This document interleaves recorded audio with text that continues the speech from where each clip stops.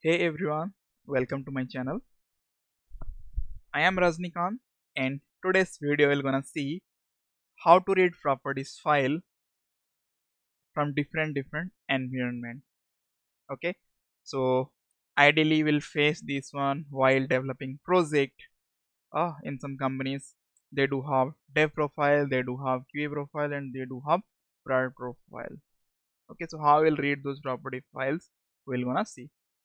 Okay, so this is also known as Spring profiles concept. Okay, so we'll see. So this is the continuation of Spring Boot microservices series. If you have not seen my earlier videos, I will give those links in the comment section, or that playlist link I will give in the comment section. You can watch those videos as well. Okay, so let's start on today's topic. So already I have developed two microservices: ticket booking service and payment service. And from ticket booking service we are calling payment service. Okay, so just see, for each environment we do have a property file: application hyphen dev dot properties, application hyphen prod dot properties, application hyphen qa dot properties. If you'll go one by one, just see here the data source URL is devdb, and the messages are like ticket booked in dev successfully, ticket failure in ticket booked dev failed. Okay, and in prod db, the data source as a prod db, and the messages are like booking status success is ticket booked in prod successfully, ticket booked in prod failed. Like this here in qa also the same way it's there.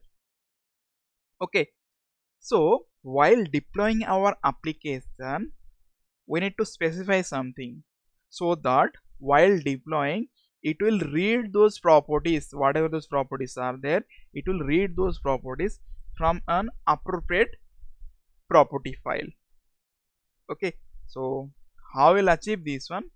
Either we can have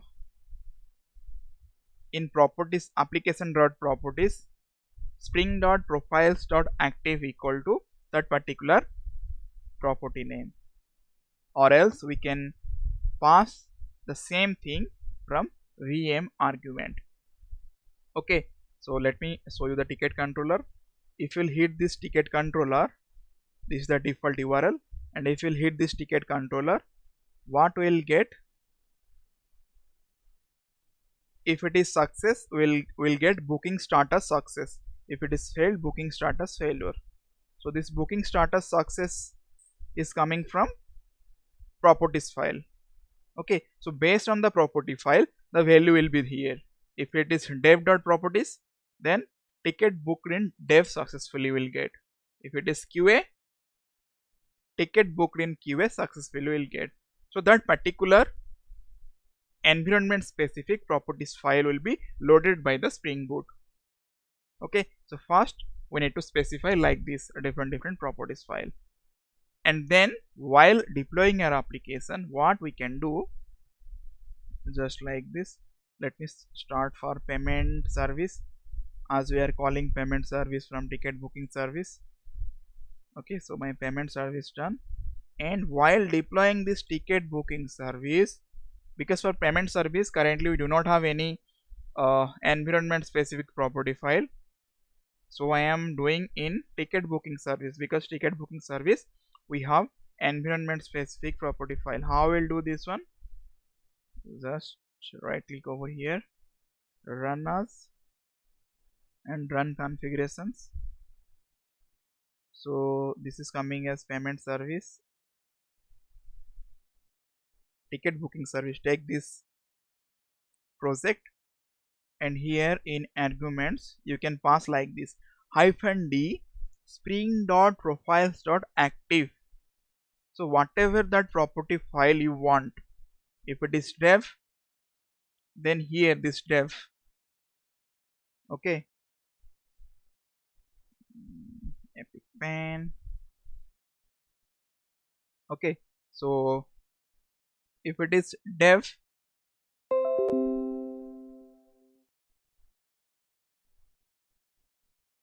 so if it is dev, then it should be dev. If it is prod, then if it is prod, then here it should be prod. Okay, so like this we need to do. Okay, let me close this one. Something happened.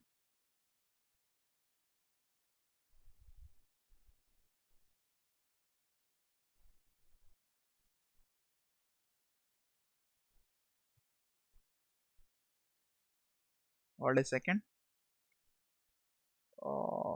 Epic pen, let me close this one. Good. What happening? That's STS is taking a lot of memory, so my memory is getting full with 97%. Okay, the same way, if you are providing dev, here you need to provide dev. If you are providing prod, prod, then the same prod. Let's first run with dev and we're gonna see. It's running the app. So if you'll hit that API, what we'll get? We'll get ticket booked successfully from dev, because it's dev properties we are loading.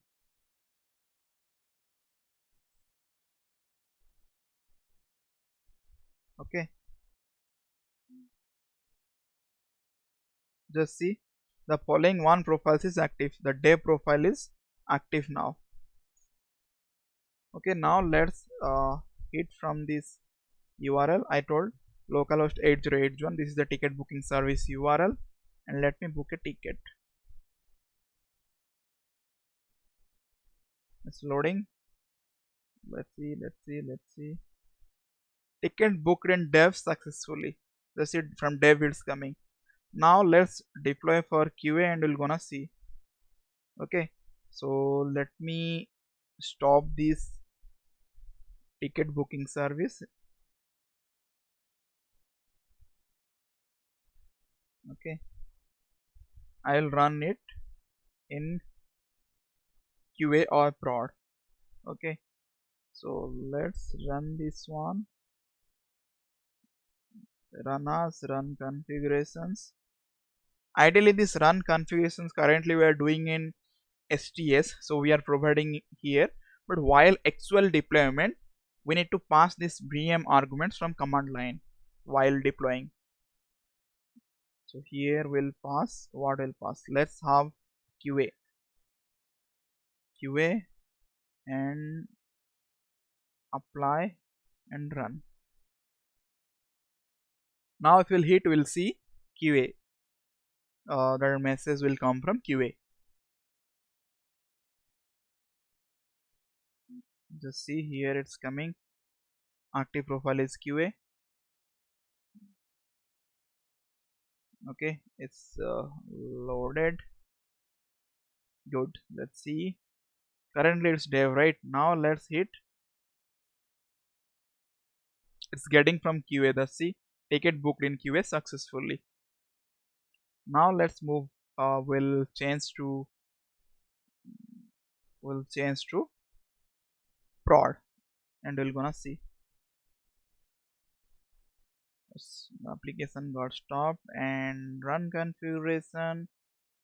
Here we'll go as a prod and apply and run. So here two things we need to remember. One is a property file with the same environment, with different environments would be there, like dev, prod, QA, those stuffs. And second is, while deploying we need to pass -d spring.profiles.active equal to the VM argument we need to pass -d profile spring.profiles.active equal to either dev or QA or prod. Okay, so the application got started. Now let's hit and we're gonna see. Ticket booked in prod successfully, right?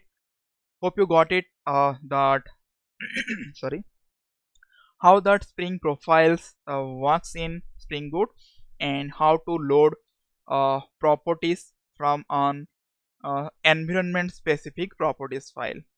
Okay, so if you have any If you have any feedbacks, you can have your comment in that comment section. And if you want me to upload any other videos, let me know in the comment section. Then definitely I will try to upload those videos as well. Okay, so thank you for watching, guys. Have a nice day.